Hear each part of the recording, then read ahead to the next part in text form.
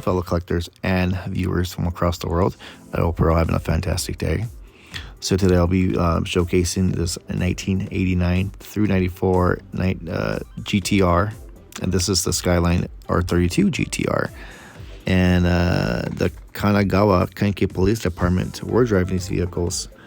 So there was two versions of this vehicle. You had some that had the fender mirrors and some that didn't have the fender mirrors, mostly side mirrors. And I think pretty much before the 90s, a lot of the cars in Japan were using fender mirrors.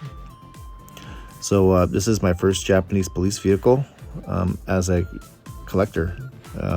I know everybody else made their own, but I think I end up choosing this guy because I just like the way it looks. It's not a roller, and I don't mind that. As a collector, I do have my share of cars that roll and don't roll, and some are display pieces, in which, for adult collectors, we don't care if they don't roll. The price is maybe, but the car not. But this wasn't as bad when it comes to pricing. I got this for a good deal. But it does beat ignition models when it comes to pricing, I'll tell you that. And you get better details. So INNO64, as always, does a great job. So here's the vehicle here. Of course, you get details from around the car. You even get antennas, for crying out loud. So you do get inserts for the fronts when it comes to plastic insert headlights. And you get tail light plastic inserts as well.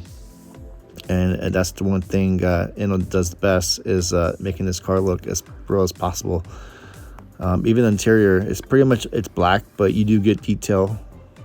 Even the thermometer, or thermometer, the gauges, so you can see like the displays and all that too. So yeah, it's pretty cool.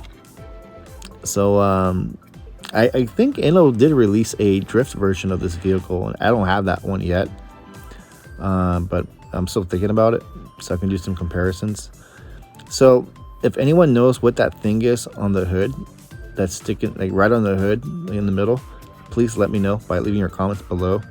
I should have researched that, but there's this like little bar in the middle of the hood. I'm not sure if that helps the officers read the speed on vehicles or what. I don't know. But if you know anything, let me know by leaving your comments below. And thanks again for watching my channel. And if you enjoyed this, please leave your like. And thanks again.